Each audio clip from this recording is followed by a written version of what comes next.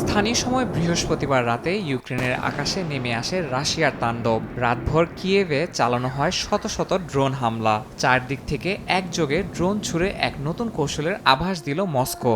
এই হামলায় হতাহত হয়েছেন বেশ কয়েকজন। হামলায় রাশিয়া ৪০০ ড্রোন ও ১৮টি ক্ষেপণাস্ত্র ছোড়ে, যার মধ্যে ছিল ব্যালিস্টিক ও ক্রুজ মিসাইলও। অনেকগুলো ড্রোন শহর এড়িয়ে দিক পরিবর্তন করে আবার ফিরে আসে, যা ইউক্রেনীয় প্রতিরক্ষা ব্যবস্থার জন্য বড় চ্যালেঞ্জ তৈরি করে। যদিও ৩৩৮টি ড্রোন ও ক্ষেপণাস্ত্র ভূপাতিত করার দাবি করেছে ইউক্রেন।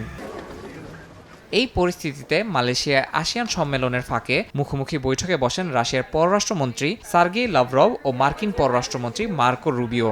রাশিয়ার পররাষ্ট্র মন্ত্রণালয় জানিয়েছে, ইউক্রেন সংকটসহ ইরান ও সিরিয়া বিষয়ে আলোচনা হয়েছে।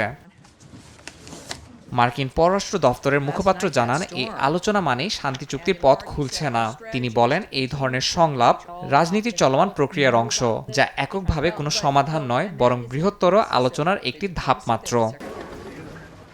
এদিকে ইতালির রোমে এক সম্মেলনে ইউক্রেনের প্রেসিডেন্ট জেলেনস্কি জানান, পুতিন যুদ্ধকে দীর্ঘায়িত করতে চান এবং শান্তি প্রতিষ্ঠায় আগ্রহী নন। একই মঞ্চে ইতালির প্রধানমন্ত্রী জর্জিয়া মেলোনি বলেন, ইউক্রেনকে সমর্থন অব্যাহত রাখতে এবং রাশিয়ার উপর নিষেধাজ্ঞা আরও কঠোর করা উচিত। এদিকে জেলেনস্কি যুক্তরাষ্ট্রের কাছ থেকে আরও প্যাট্রিয়ট সিস্টেম ও মিসাইল চেয়েছেন।